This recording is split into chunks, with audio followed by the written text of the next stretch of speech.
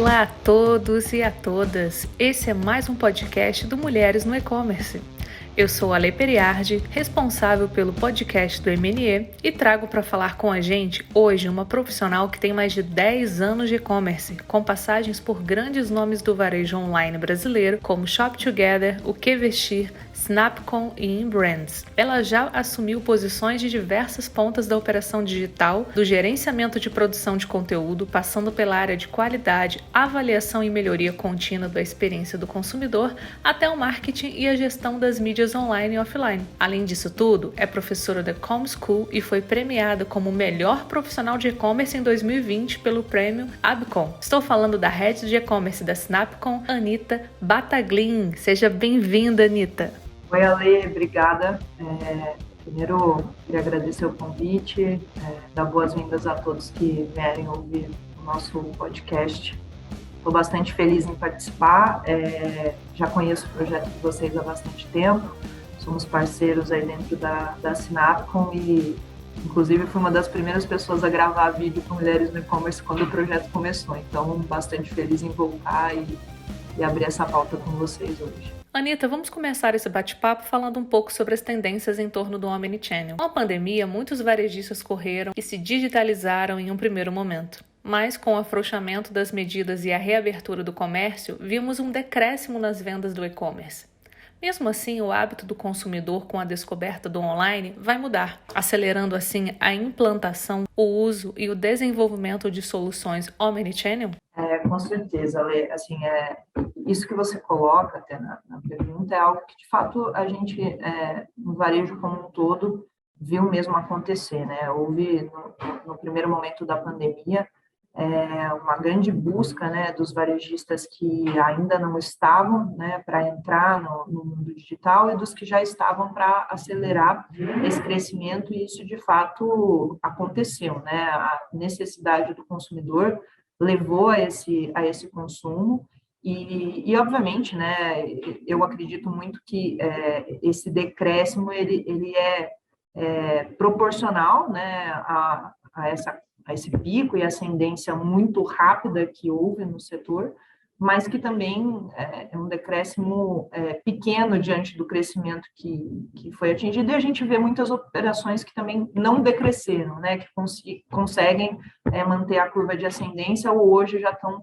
num patamar mais estabilizado aí de crescimento. Então, eu vejo que essa busca da digitalização, ela aconteceu, foi muito necessária e eu acho que muito positivo, né, para o setor como um todo.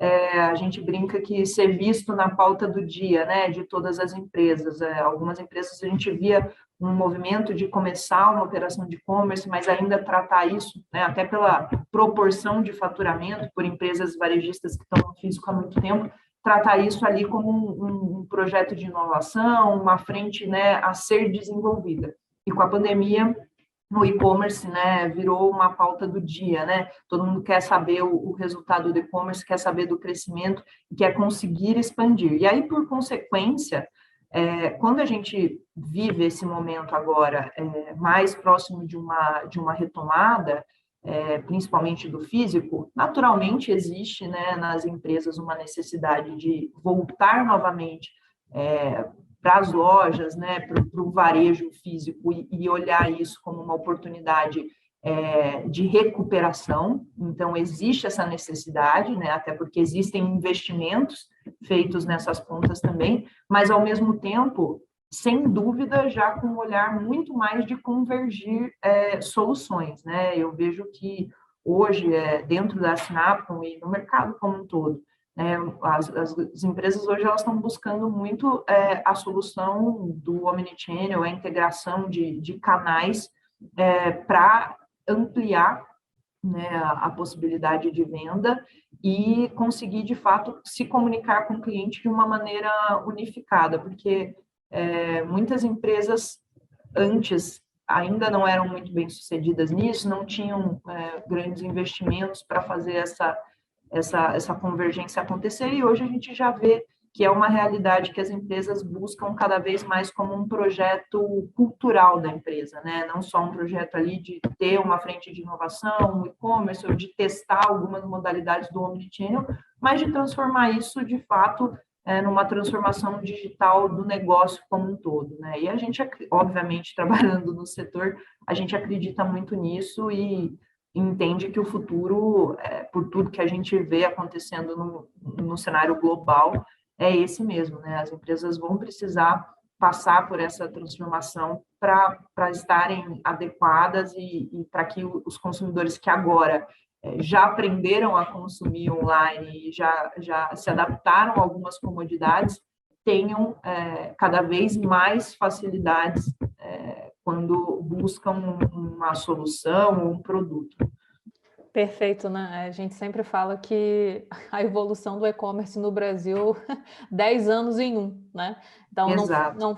não foi uma escolha de inovação, foi uma necessidade, na verdade, foi uma sobrevivência, né? Dentro até de setores que, enfim, tem uma verba super reduzida, né? Para essa parte, há grandes players que ainda tinham uma certa resistência, né? Ou que achavam que o e-commerce era uma iniciativa para ficar bonitinha na internet, mas não viam tanta força assim, né? A gente via muito essa questão de usar mais do marketing em si do que, de fato, de se apropriar de soluções, né, mais consistentes, né? Assim, falar um pouco em transformação digital, mas ter uma iniciativa muito pequena ali, às vezes sem muito investimento.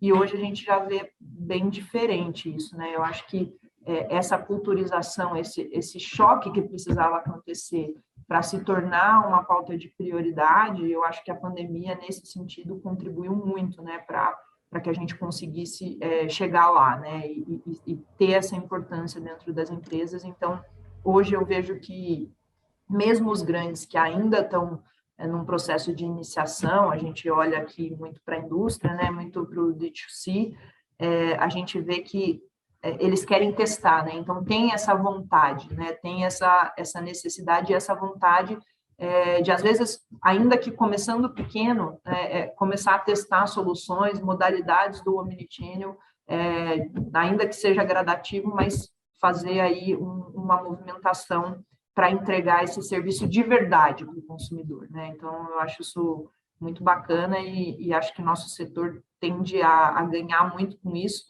porque vai exigir de nós cada vez mais um nível de serviço de excelência, né? Olhando para o e-commerce de uma forma mais holística, quais segmentos se adaptaram e se desenvolveram melhor nesse período de pandemia e quais foram mais impactados e não têm se saído muito bem? Em quais segmentos você percebe novas oportunidades? A gente viu aqui na Sinapcom hoje, por sermos prestadores de serviço e multissegmentos, né? A gente trabalha com clientes de diversos setores, então a gente, de verdade, acabou vendo um crescimento geral, assim, né? Não teve nenhum segmento onde a gente não identificou, nesse período, uma expansão. E poderia dizer aqui, né, moda, home, tech, beleza, consumo, todos os setores passaram por um período de bastante crescimento e ainda seguem nessa toada. Como a gente falou, né, alguns numa curva de um pouco mais de estabilidade, outros ainda em bastante ascensão.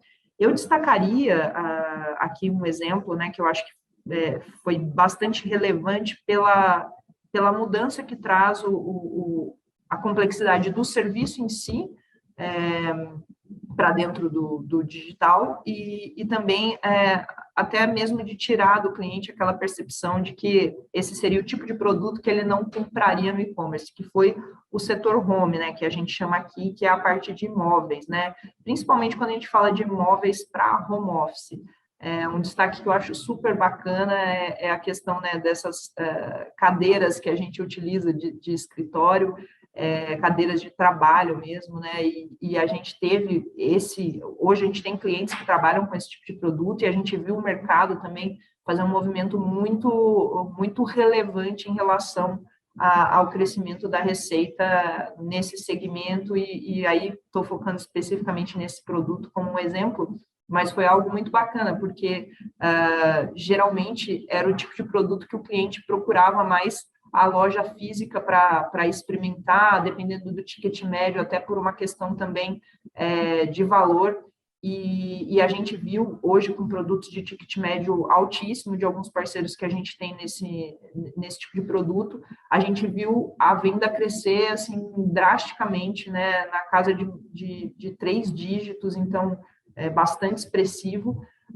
E, obviamente, uma adaptação do serviço, né? A gente começou a trabalhar muito fortemente com entregas agendadas, a gente mudou bastante o formato de embalagem desses produtos, porque o fluxo de pick and packing do produto começou a ser mais intenso, o atendimento a esse consumidor no que diz respeito à navegação, à jornada do conteúdo do produto, a gente também, em parceria com o cliente, a gente foi criando, cliente marca, que eu digo aqui, né, criando novas saídas ali para deixar cada vez mais claro a performance do produto, as características do produto.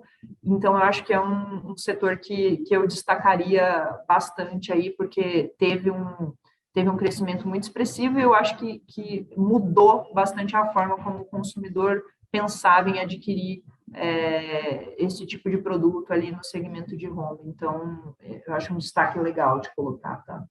Oportunidades acabaram surgindo para todos os setores, né? A gente para todos os segmentos, né? A gente vê isso, como eu acabei de falar, né? Citar o exemplo da embalagem para o home, a gente tem outros casos onde a gente vem trabalhando com clientes, aí não seria tanto a ferramenta do Omnichannel em si, né, nas integrações de estoque, mas mesmo a integração do vendedor pelo PDV digital, né? Então, a gente vê que, por exemplo, o setor de moda, respondendo um pouco a sua pergunta, no começo ele teve ali realmente muita dificuldade, né, de fazer no e-commerce o resultado que ele detinha olhando para uma operação de lojas físicas, shopping centers, e acho que isso foi um impacto para grandes e pequenos players aí. Mas uma forma, por exemplo, de uma oportunidade bacana que surgiu para mitigar isso foram soluções, né, de parceiros e tecnologias, onde a gente conseguia integrar os vendedores das lojas físicas na plataforma de e-commerce, né, para vender pelo online e receber a comissão por essa venda. Então, fazer como se fosse um personal shopper dentro do e-commerce e, obviamente, ali montando os carrinhos dos clientes que ele já conhece um pouco do perfil, do gosto e tal, e fazendo essas sugestões. Então, é bem bacana porque o próprio vendedor passou a fazer a ser parte integrante do digital, quase como um marketing digital, né? Então, a gente abriu algumas soluções que foram bastante complementares aí para esse período e que eu acredito que vai continuar, né? Seja pela própria solução do Omnichannel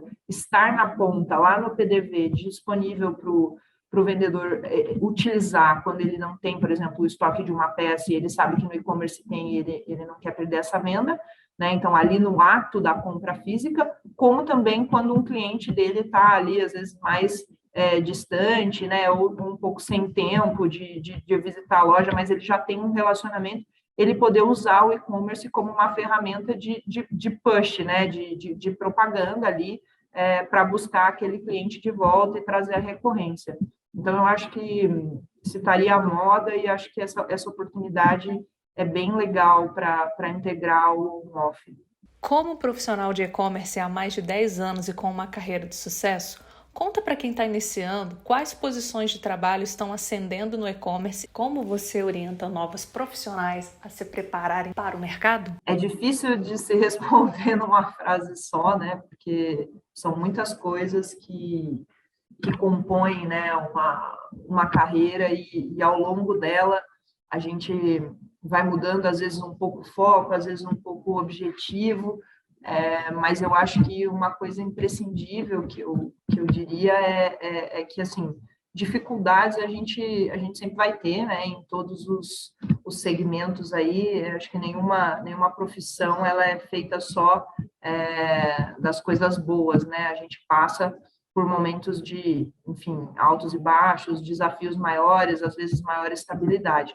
O que eu diria é focado muito no e-commerce, que é onde eu estive, né, por todo esse período, é que a gente precisa estar muito disposto para trabalhar no setor, a participar desse dinamismo, né, das coisas, e eu falo em todos os sentidos, né, tanto no que é relativo à mudança, porque é um setor que muda muito rápido, a gente evolui muito rápido, então, naturalmente, né, o que você faz ontem, óbvio que não é nesse espaço de tempo, mas o que você fez ontem, amanhã, você já precisa repensar e olhar para as oportunidades de inovação, e, ao mesmo tempo, também essa multitask que o e-commerce ele requer, por ser uma cadeia bastante complexa, ela exige da gente, né, muito estudo e muita interação.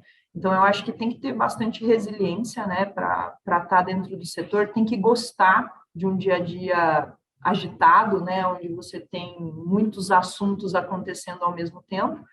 E, mais do que isso, acho que tem que estar muito ligado na inovação, consumir muito conteúdo, enfim, muita leitura, buscar os assuntos que você se interessa mais, mas também aqueles assuntos mais difíceis, que às vezes não é todo mundo que quer ter afinidade ali, que quer buscar, que quer gastar seu tempo, né, lendo sobre coisas mais complexas ou burocráticas, mas que também fazem parte da cadeia. Então, eu acho que, no final das contas, assim, quem está disposto a resolver problemas difíceis, né, que não tem caminho fácil, com certeza tem a oportunidade de se destacar só pela predisposição, e aí, obviamente, buscar a profissionalização e estar dentro da cadeia, as oportunidades que trazem, enfim, esse conhecimento, acho que é o caminho para ter sucesso.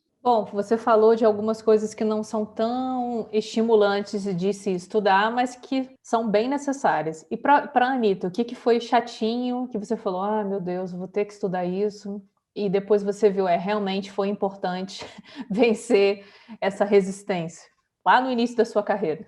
Falar do início é um pouco mais difícil, porque tem muita coisa que a gente passa e acaba até já nem lembrando mais, né? Mas eu acho que, eu diria assim, que, na verdade, a gente passa por esses desafios não tão legais o tempo todo, né? E eu vejo isso acontecer constantemente, e como eu falei, como o setor ele é realmente muito dinâmico, a gente tem que se adaptar muito rápido e tem que estar disposto a ouvir bastante sobre tudo, assim, né? Então, hoje, para uma posição de liderança, você vai gerir, por exemplo, a experiência do consumidor, mas não é a única ponta, né? Assim, a gente tem que... Hoje, eu lido com uma cadeia onde eu tenho... toda a questão financeira, por exemplo, né? Fluxo de caixa, né? Receitas e conciliações, que é algo bem distante do que eu imaginei lá atrás, né? Que eu passaria dentro da minha carreira, e hoje eu vejo que é um assunto primordial que eu preciso entender. Um outro assunto complexo pra caramba, e a gente sabe que no Brasil é especialmente complexo, é a questão de tributações, né? Hoje, nas operações de e-commerce, muitas vezes, quando você vai resolver um modelo de negócios, acaba sendo uma das partes mais difíceis ali, né? A viabilização do negócio pela modalidade fiscal. Então, obviamente, não é uma área onde eu sou especialista, mas é onde eu busco me informar e participar de reuniões e de um aprendizado constante com os profissionais que são dessas áreas aqui e interagem bastante com a gente, eu busco absorver para ter ali pelo menos o mínimo de conhecimento que eu preciso para buscar soluções naquele determinado assunto. Sabia que você fala de tributação. É muito chato. Acho que falou de complexidade, todo mundo fala de tributação, né? Ale, complementando até esse ponto, né, das oportunidades e dos conselhos para a gente ter sucesso no segmento e na carreira, eu, quando falo dessa questão, né, da gente resolver problemas complexos, né, certa vez eu li em algum artigo, né, que são as ideias chatas e as empresas metódicas de boa execução que vencem o jogo. E isso é muito real, né? A gente vê que hoje, assim, a forma como... Às vezes você tem uma grande ideia, né? Pensa num produto muito diferenciado, mas no final, o que vale mesmo para a gente ter sucesso, ter um case bacana, é se o consumidor está adotando aquele produto ou aquela ideia, né, através de uma experiência, seja como for, de uma forma que seja funcional para ele, né? Se vai ser, se os consumidores vão ser adeptos da solução. Então, isso eu acho muito bacana, assim, a gente pensar nessa solução como uma oportunidade, né? Essa solução de problemas complexos. A gente hoje, até gostaria de citar um case aqui, a gente tem um parceiro, né, que é esportivo, né, enfim, time de futebol, e resolvendo uma questão complexa, por exemplo, né, de integrar o torcedor, o sócio-torcedor, as oportunidades que ele oferece como experiência, seja de produto, né, ou de experiência mesmo, né, que é você estar numa tour do time, você conhecer o centro de treinamento do time, você participar de uma excursão para determinado campeonato. Então, por exemplo, esse é um problema complexo que a gente não vê muitos casos, assim, muitos times focados em resolver, porque você vai pensar, pô, um time de futebol vai pensar em inovação digital, né, vai pensar em como se digitalizar, olha, assim, falando dessa forma, olha quão distante parece.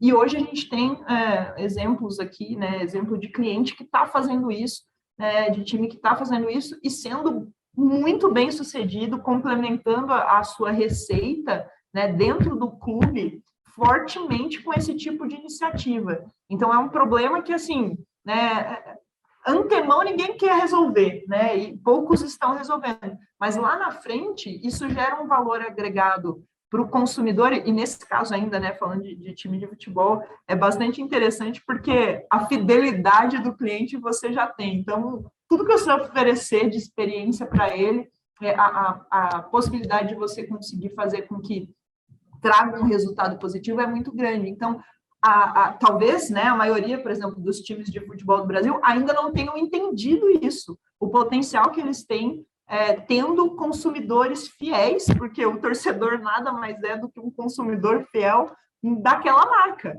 Então, é bastante interessante pensar nisso. E vejo cases também do mercado nessa linha do que eu estou falando aqui, de resolver problemas complexos, como fintechs, bancos recém-formados que desburocratizaram todo o processo, né? Pode parecer muito moderninho, mas, na verdade, é uma baita cadeia que eles conseguiram resolver uma solução simplificada para o usuário, né? Plataformas de compra e venda de imóveis. Então, assim, acho que tem muita coisa legal que a gente olha e vê que, assim, quando você foca em resolver problemas complexos, você tem, de fato, uma chance maior de sucesso, né? Acho que se a gente usasse, por exemplo, o Excel de exemplo, né? Que é coisa mais chata que um Excel e quer solução melhor do que um Excel. Excel, né, hoje em dia, não tem uma empresa que não utilize dessa solução, por exemplo.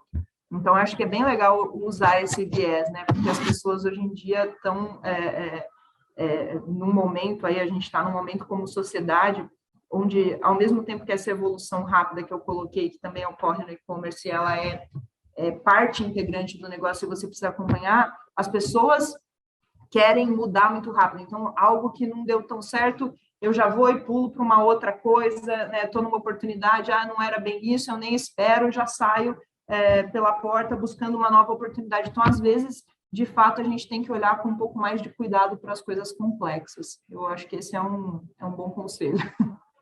planejamento a médio e longo prazo, isso faz total sentido, né? A gente vive num mundo tão rápido e, ao mesmo tempo, a gente realmente precisa aprender a entender que as coisas têm o seu tempo, né? Você falou Exato. sobre os times de futebol, e eu, como vascaína, sofredora, eu vi que o Vasco lançou uma camisa que apoiava a comunidade LGBTQ, que eu faço parte, inclusive. E essa camisa, ela se esgotou, sei lá, em 2 horas. Foi uma loucura, um sucesso de vendas. Eu consegui, enfim, ganhei de presente, meu aniversário está chegando, ganhei de presente.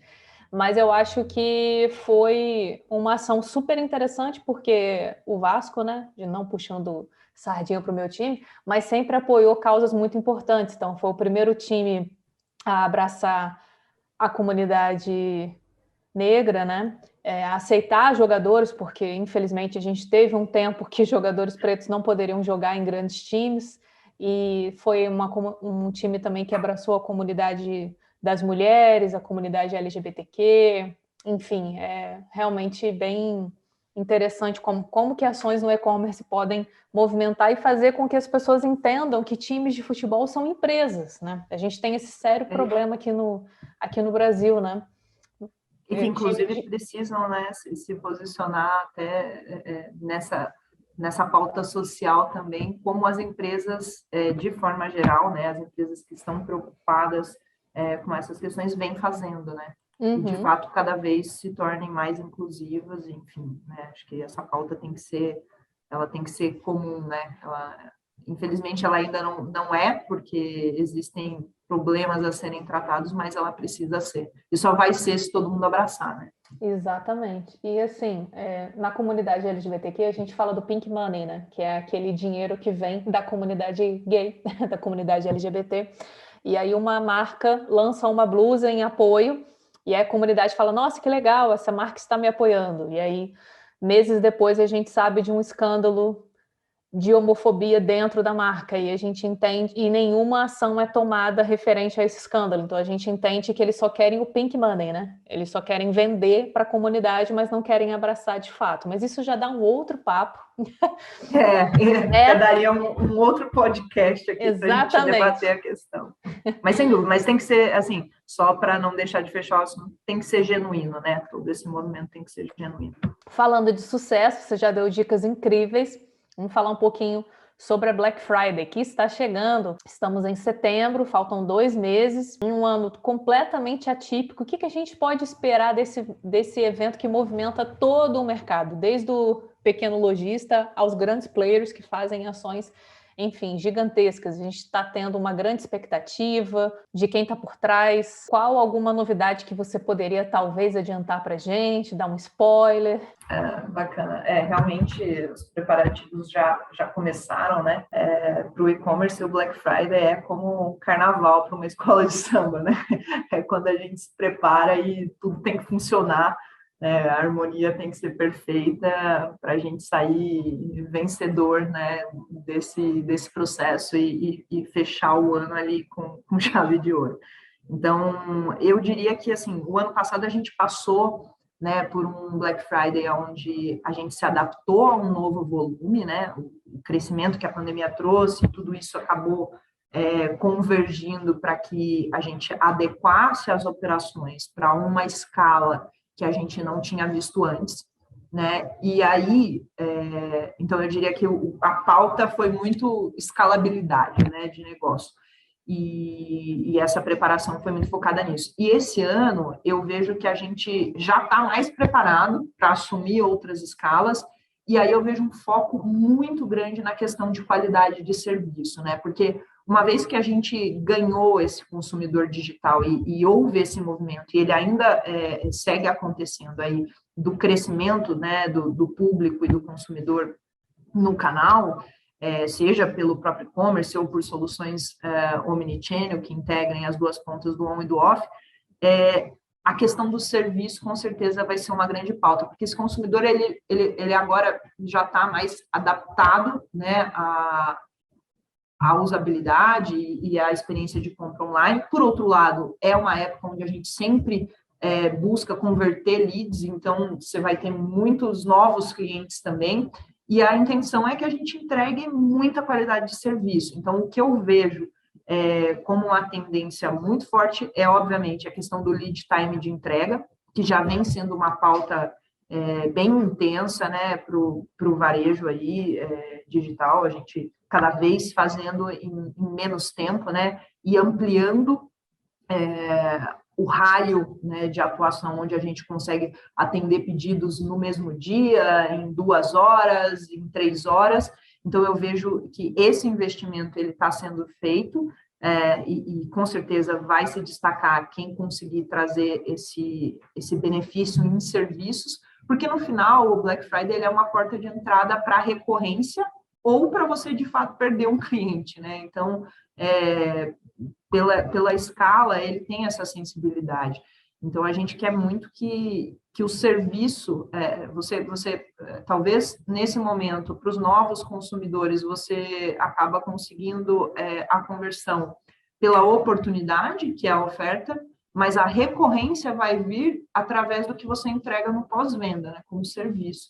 Então, a gente está muito focado, e eu diria que todo o mercado está muito focado nessa questão do lead time hoje como um grande destaque. A gente, inclusive, né, vem ampliando a nossa rede que a gente chama de dark stores, né, que são os nossos containers que ficam com produtos de alguns clientes aí de alto giro, né, para atender os nossos centros onde a gente tem o maior volume de vendas, então, principalmente aí as capitais, hoje Sudeste, que tem maior consumo, né, dentro do digital, mas sem dúvida de ampliação de centros de distribuição aí por todo o Brasil. Eu acho que todos os grandes players estão fazendo esse movimento para conseguir fazer essa redução do lead time e entregar essa qualidade de serviço. E um ponto complementar a esse, eu diria que é a famosa gestão de estoques, né? Isso é uma pauta que nem sempre está em destaque, mas que para mim é primordial, né?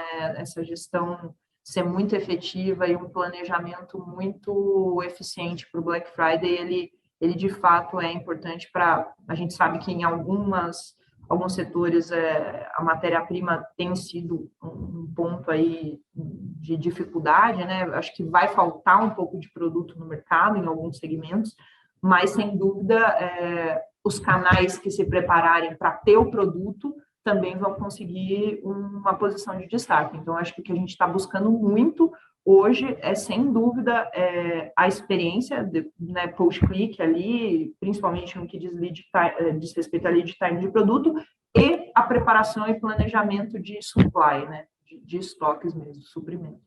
E como a experiência de compra e a preparação da operação podem convergir para garantir o sucesso na Black Friday? A experiência de compra e a preparação da operação, elas já convergem, né? Elas já andam juntas para uma operação que queira, de fato, fazer uma Black Friday de sucesso e conseguir não só trazer esse novo consumidor, como manter os consumidores que já são consumidores anteriores da marca, e cada vez mais buscar a recorrência, né, e o lifetime desse cliente se ampliar dentro de uma empresa. Então, assim, um ponto que eu acho super bacana dessa convergência é que a gente tem que sempre olhar a experiência do consumidor sob a ótica do consumidor. Então, um ponto aí que eu usaria até como uma dica é a gente fazer para a nossa própria operação, né? E eu acho que isso, desde do pequeno, médio, grande, todas as empresas têm condições de fazer, que é fazer aquele consumidor oculto, né? Procurar conhecer a sua operação sob a ótica do consumidor, elencar todos os pontos que você entende que você vai identificar, porque a gente identifica, eu posso garantir, pontos de melhoria, né? E quais seriam os planos de ação para sanar, né? Ou melhorar essas issues ao longo do tempo antes do Black Friday, mas isso acaba valendo para uma operação no seu dia a dia, independente dessas datas, né? E usar muito de benchmark também, né? Eu costumo usar uma expressão, quase como se fosse um programinha aqui que eu criei, assim, acho que isso inclusive existe em outras operações, não falo que eu criei porque é no modelo que eu acabei desenhando, que eu acho que é uma solução efetiva, que é o Customer Excellence, né? É a gente, de fato, pegar uma experiência sob a ótica do consumidor, né, da nossa operação, e medir ela com os nossos principais concorrentes. Então, fazer ali uma experiência completa, elencar todos os pontos de contato que você tem com o consumidor, e assinalar como foi essa experiência, né, e quais foram os SLAs, os principais KPIs que você identificou, tanto o seu quanto dos seus concorrentes, e aí criar um ranking, né, para você entender, assim, sobre a percepção do consumidor, onde você estaria, né, se você hoje é melhor que o mercado, se você está no padrão do mercado, se você está abaixo do mercado, e sem dúvidas, a partir disso, você vai identificar uma série de pontos onde você pode melhorar, onde você tem diferencial e já pode comunicar, inclusive, os seus diferenciais, e aí tratar isso como um plano de ação constante, porque melhoria da operação é constante, a gente não para, né, não só na inovação, mas também na melhoria de processos. Então, eu acho que é uma coisa bastante interessante para se fazer antes do Black Friday, porque você consegue fazer alguns ajustes finos ali, mas é para se fazer também a qualquer momento, e eu acho que vale muito a pena olhar sempre a nossa entrega sob a ótica de quem consome na ponta final, né? Acho que só assim a gente tem a sensibilidade suficiente para mudar o que precisa ser mudado, manter e comunicar o que é bom. Bom, Anita, infelizmente a nossa conversa está chegando ao fim. Eu digo que não foi nenhuma conversa, foi uma aula. Foi um prazer imenso bater esse papo com você, aprender bastante com você. Então, peço aqui para você deixar uma mensagem para essas mulheres maravilhosas que nos ouvem, que ficaram com a gente até aqui, e para os homens também que apoiam essa causa tão importante que é a do Mulheres do E-Commerce. Não, perfeito. Eu que agradeço o convite e a participação aqui. Sem dúvidas, as perguntas foram bem relevantes e eu espero ter trazido respostas à altura do que o público que vai ouvir a gente espera e, de alguma forma, contribuir aí com o crescimento e aprendizado do nosso setor. E para quem quiser também, fiquem à vontade de me acessar pelo LinkedIn para outras dúvidas e trocas aí que queiram fazer. Estou super disponível. É Anita Bataglin mesmo, tá? O meu nome lá no LinkedIn, então quem quiser fica à vontade de me adicionar. E obrigada de novo, Ale. Também queria deixar aqui a oportunidade de que vocês sigam a nossa empresa, acompanhem lá os nossos cases, os eventos que a gente vem participando, e para também quem tiver interessado, obviamente, nos nossos serviços, a gente está super disponível para bater um papo e entender a necessidade de vocês, tá? Então, o nosso site é o sinapcom.com.br, e o nosso Instagram é Sinapcom mesmo, tá? Só Sinapcom, vocês já vão achar a página autorizada ali. Obrigada de novo, Ale. A gente que agradece. Então é isso aí, pessoal. Este foi mais um podcast no Mulheres do E-Commerce. Vocês já sabem, sigam a gente nas redes sociais, Mulheres no E-Commerce, e até a próxima.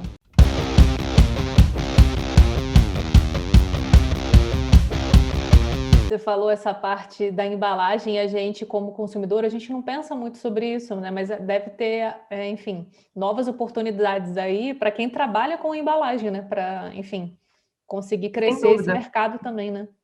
Sem dúvida, Que legal. O setor de insumo foi um setor, até já, né, colocando um impacto não necessariamente no e-commerce em si, mas indireto. O setor de insumo foi um setor que sofreu bastante, né, pela questão de produção e importação de matéria-prima. Então, hoje tem muita competitividade, né, para a gente conseguir bons parceiros, mas, sem dúvida, a questão das embalagens foi essencial, tanto no planejamento, né, para que a gente conseguisse atender o volume e esse crescimento que houve, né, porque o e-commerce ele precisa